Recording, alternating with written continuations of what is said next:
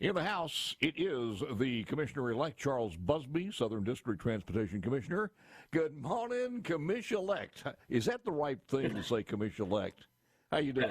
It suits me. It suits me, Paul. Thank you for having me on. Man, I was looking at the website here just for the heck of it as far as the Southern District. Did you ever look at the website before you decided to run? No. It doesn't look like a lot of fun. I mean, it's a lot of stuff that goes on as far as letting and contracts and all of that stuff in there. But I know you're looking forward to it and come into that position with a little bit of a background too, certainly in the House of Representatives. But your thoughts and your insight and analysis on the new job. Yeah, I'm excited about it. I expect to go just the way I said we were going to focus on certain things as I ran the campaign, and that's what we intend to do. I'll be up tomorrow for my first commission meeting.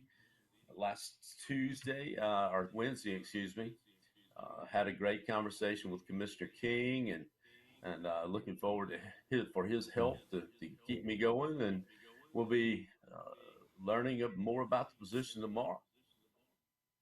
Is it January when you're sworn in? Is that what's the date of that? Is it the beginning of the session or when? It is January 2nd. January 2nd. So some of and I know it's kind of early to ask you this, but maybe some of the top three concerns or things that you want to bite off and take a chew out just to start off in the year one. Well, I've talked through the campaign about having a program with these capacity programs that we now have funded, all of those projects being eligible for federal funding that will allow us to move that money around to other projects without it being encumbered by earmarks from the legislature. And I want to show our contractors what that looks like now as we anticipate federal match money on those projects. And we are able to extrapolate those dollars out through the spending program on our capacity projects that are on the books to show them a sustained level of spending that I promised them during the campaign. Yeah. Is anybody giving you a report on what the employment looks like as far as in your Southern District? You need some jobs, or is it undermanned, or what the employment status looks like? I have not looked at that yet. The district engineers really take control of that, take care of that. I need to make sure that those numbers are filled, whatever they are, but I have not gotten a report on what that looks like yet. So when you take office, how do you put your hands around all of this? Because it's a rather large area, and how do you do that? It is a large area, but working with MDOT for the past 8 years as their chief legislator there in the House, I kind of know how that works. And living in Pascagoula and making that trip to Jackson twice a month for commission meetings, I'm going to take a different route up and a different route home every time and stay in contact with our mayors and our city council, our supervisors, and throughout the district. And as long as I keep my finger on what their needs are, I think we'll be in good shape. During the election, when you meet with somebody, at almost every door, they say, all right, now, Charlie, if I do this, you got to take care of this and you got to take care of that. Of course, there's never enough money to do it all. But when you look at the Southern District, where do you think the greatest needs are? In the Southern District, I really want us to focus on that 4-lane, another north-south corridor. I'd like to see us do that. And then the addition of lanes. You're talking about, wait a minute, You're talking about supplementing or in adjacent to 49 as a toll road or something, or a different stretch? A different stretch, not a toll space. It would not exactly follow 49. What I'm thinking right now is try to continue 57 on up through Bendale to McLean, and then hit 98 there, 98 north there, a little bit to 15, and then try to move that on along all the way to Ripley if we can. Yeah. You think, Charles, that we have we're getting the federal funds that we need, or is there a way to jump that up a little bit? Well, I think the $450 million towards capacity projects that the legislature gave us as the last session is going to almost all those projects, if not all of those projects, are going to be eligible for federal match money. So we'll be pulling that in.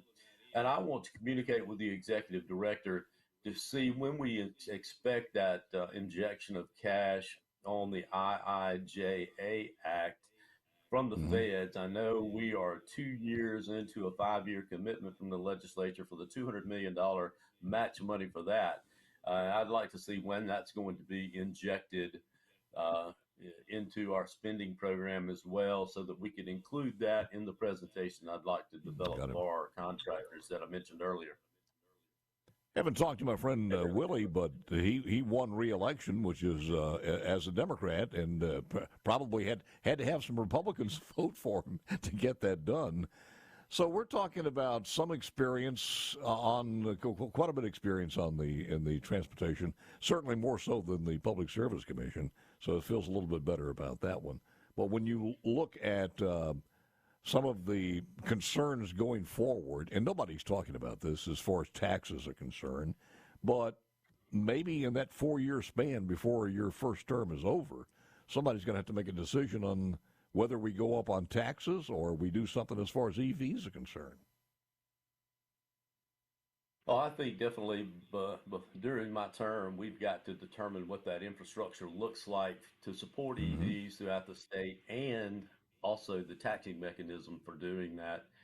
They need to be paying their fair share of maintaining our roads and bridges, and we need to define what that looks like, along with our legislative friends. Of course, that'll all be in statute. That's not policy that can be enacted by MDOT on its own. We have to get that through the legislative process.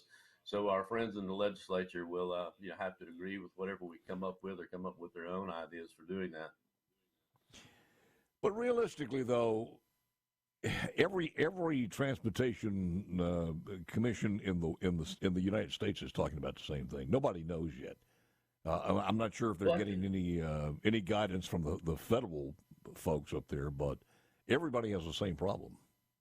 it is mostly the industry that is working through that, and yes, there are a Mm-hmm. number. It's primarily a group through NCSL, National Council of State Legislators, that I worked on their committee for what this looks like. So I've been looking at this for the past 6 or 7 years. Actually, it's not Mm-hmm. something that's new. There are several experiments going on throughout the nation. Probably the most progressive one is a program in Oregon where electric vehicles have GPSs on them, and they're tracked, and they pay taxes based on the mileage that's driven within the state. I'm not sure that Mississippi is quite ready for that yet, but some hybrid of that going down the road, and maybe that is an option for folks as we look at what the future looks like. Yeah, yeah.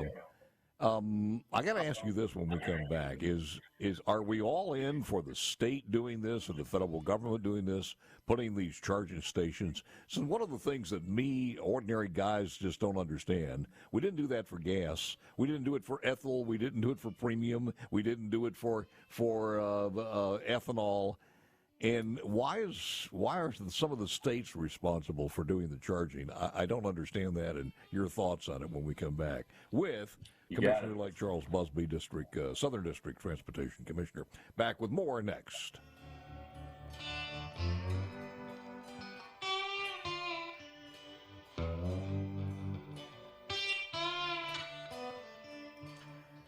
Charles Busby, my guest, he is the new commissioner for the Southern District.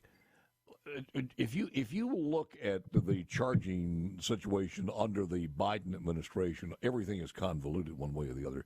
But your insight and analysis on that one, Charles, as far as where we go with this, and as far as charging stations, et cetera.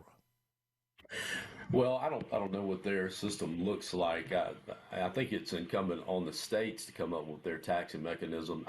Certainly there will be a federal component to that as well.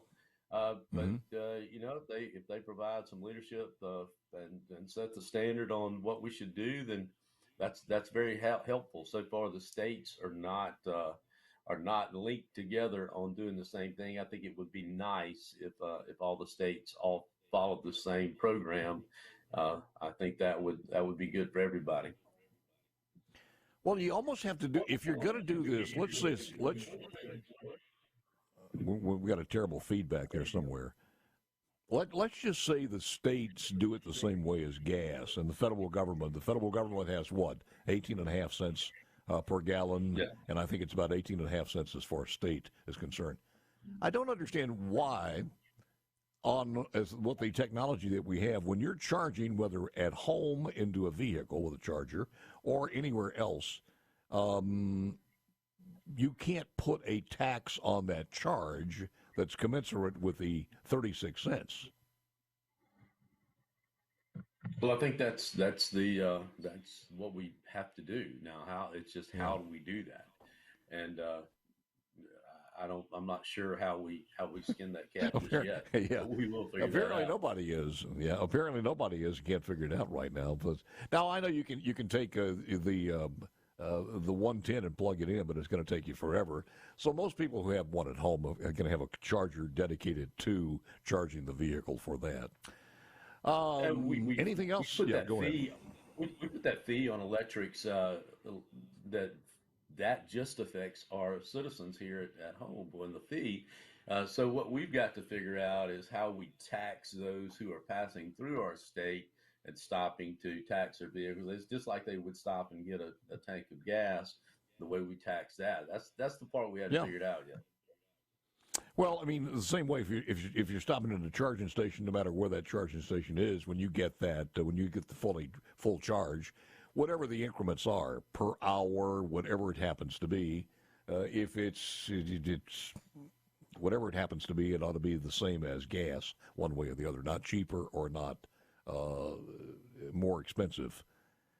Your final thoughts here, sir? Anything else you want to mention here?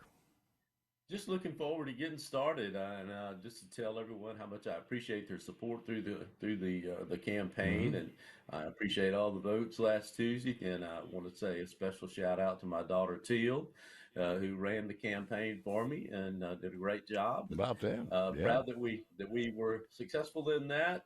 Wish all the best to Commissioner King and to Mr. Griffin, who was my opponent in this race, and look forward to getting started. Well, Commissioner King can now go fishing without worrying about anything. He can take some time off. He's been at that for quite a while. You've worked with the Northern District Commissioner and certainly with Willie, and I think you have worked with Brad White for quite a while too, haven't you? I have. I do not feel like I am walking into a new job without knowing what's going on. I feel like there you go. It's a place that I belong, and I'm very comfortable with it. We have so many things now that we've got the election behind us, to be honest with you. I was thinking about this yesterday. So many good things. Every story I read about how the major cities in the north are caving in. One of the stories, and we had this last week, where Jeff Bezos saying he's getting the hell out of Seattle and moving, people are moving to Florida, people are moving to Texas. And when you start taking a look at the census, and everybody's aggravated about this because they undercounted us, came back and corrected it later. But the economic growth we've done, everything else, I just think the next 4 years are going to be bombastic for the state. I really do. And part of that is going to be infrastructure. I do too. And it's and I said this throughout the campaign, it's a dynamic time to be in the transportation arena. Especially for a geek engineer like me. I absolutely love it. I think we're going to have a lot of fun doing it. I think we got a lot of responsibility and a lot of things that we have to do. But I am looking forward to getting started on it. Yeah. And I do wish we would. I'm a litter fanatic. I shouldn't say fanatic, but I see that, and it just makes me, as a Mississippian born and bred, so embarrassed when I see a highway just littered with this. And I'm telling you, a lot of that is coming from trucks and in the back of trucks and things such as that. And we always talk about it, but we don't do anything about it. We don't do anything about it at all. And as an avid outdoorsman, I notice along about September, all of the corn bags that are on the side of the highway that are blowing out of the back of people's pickups. that are supplemental feeding for deer. And I would really ask my fellow sportsmen to take a little more pride than we Yeah. have, and make sure those loads are secured and can't blow out. I think we certainly need law that's got a little more teeth to it to stop some of this. And we get a little more with sugar too. Perhaps we could find a way to put receptacles for garbage in more common places to make it convenient Absolutely. for Yeah. people to throw it away instead of throw it out. Well, I But I know that agree when with we you. travel and you go to Alabama or Arkansas or any of the other southern and as soon as you leave the state of Mississippi, and you see just junk on the ground, and the bad thing about that is the crews probably just picked it up 2 weeks ago, if not 2 days Right. ago. Then you get into Alabama or Arkansas or Tennessee, and if you see it like that, you say, man, these people are slobs. And if you don't, you're a little embarrassed when you get back in Mississippi, and all of a sudden the terrain changes. It's freshly mowed and everything is beautiful, and then you've got litter all over the place. And some people will never change, but hopefully you guys will address that in a more forceful way and start coming down on some people. Not only just throwing the litter out, but a lot of that's coming from the back end of trucks. So, final thoughts, sir. That's it. That's it. All right. Well, I'm so happy to get started. I was going to ask you, do you ever get caught Yep. up in that music and forget to come back to the show? no, but that guy right there is so good. I mean, he is so good, Michael Grimm. And Michael's had some problems. As a matter of fact, he got a near-death experience, and he is from the Gulf Coast area, too, by the way. And he was the winner on, what was it, Lance? It was either I think it was America's Got Talent. I don't think it was American Idol. I think it was America's Got Talent. It wasn't The Voice. I think it was America's Got Talent. But we've got so many people in Mississippi like that with some tremendous talent. But we got some great opening bumpers and some great closing bumpers. This new guy here named Lance, Sir Lancelot, he's made a name on the closing bumpers now. I mean, people listen in for them. So there you go. Yeah. America's Got Talent, I believe, is the one. I think it was America's Got Talent.